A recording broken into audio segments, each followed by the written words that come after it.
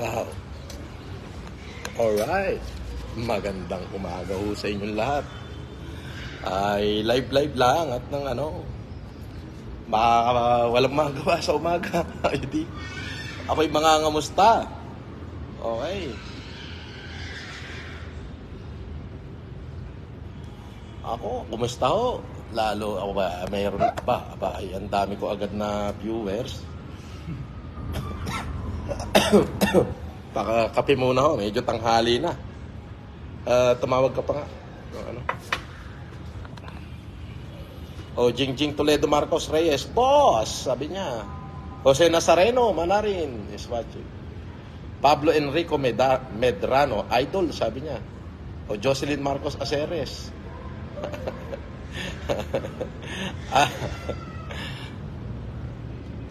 Ay, magandang umaga po. Boss, Happy New Year. Boss, love you. Abay, love you too. Boss, may mga basher ka. Nako, hayaan nyo na po yun. Wala po tayong panahon para sa kanila. Ang oras po natin ay nakatuon lamang sa mga taong nagmamahal sa atin. At syempre, sa paggawa ng mabuti sa tao. May bisita ako rito. Putik. Ano na rango mo ngayon? Major pa din. Major pa din. Ang tagal natin kinagkita. Yung boss mo, PNP chief na. Ay, naku, makikita niya ako. Ay, okay lang. Ninong ko naman yun eh. Si Major Annalyn. Papira. Si Mason taga, Ay, Bisayan na po. Kumusta? Laki pa dyan. Kumain kayo, bodyguard ko eh. Alam mo naman na ayaw nila akong patawag ng waiter. Kala ko ba 6 kayo? Doon sa labas yung leader namin. Nasa labas. Papasukin mo rito. Papasukin mo, walang problema. Ay, may mga bisita ako akong dumating. Nako, ito yung during the campaign of, okay, let me say this kasi ayoko kasi magkwento ng kasinungalingan. Yung totoo lang. Si Major Annalyn, nakasama ko siya sa Palawan nung nag-humanitarian ako sa Palawan. During that time, si PNP Chief Benjamin Acorda is PD ng Palawan. Siya yung kasama sumusundo sa akin sa airport kasi nag-humanitarian kami noon. Biruin mo, nagbibigay kami ng optical mission sa buong Palawan mula Puerto Princesa hanggang Rizal. Yes, PD pa lang si PNP Chief noon. At si PNP Chief, he deserved those. Why? Kasi naman, Diyos ko, senador pa lang si BBM noon. Talagang nag-humanitarian kasama yung provincial director ng Palawan noon. Ngayon ay Police Director General ng Kapulisan na si Ninong, si Benjamin Acorda Jr. Ayan, sa mga hindi nakakaalam. Kernel pa lang si PNP Chief noon. Talaga namang nag-e-effort siya para mag-humanitarian, magbigay ng libreng salamin. Sumasama talaga siya doon sa bulubundukin. Ine-escortan talaga ako para makapag-humanitarian during those time. 2014 and 15. Yun, di ba? 2014 and 15. Ayan.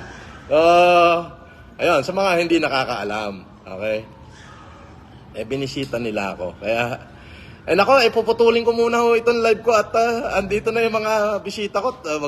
Kami mag-aalmusal muna. Binbil Seldanya. Okay.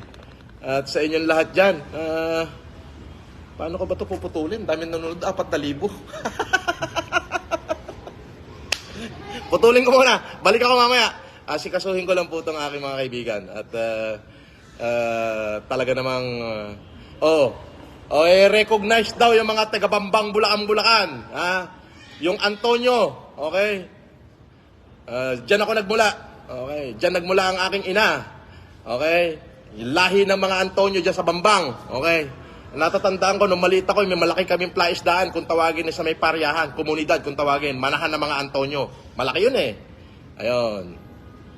Ako po ay apo at paboritong apo ni Jose Antonio, na anak ni Don Andres Antonio, na anak ni Don Isabelo Antonio. Ayan. Nanay ko pa lang yan. Shout out sa inyo. At mamaya na. At marami akong bisita nga pala. Opo. Mahirap hindi pagbigyan to. Puro pulis to. Baka barilin ako.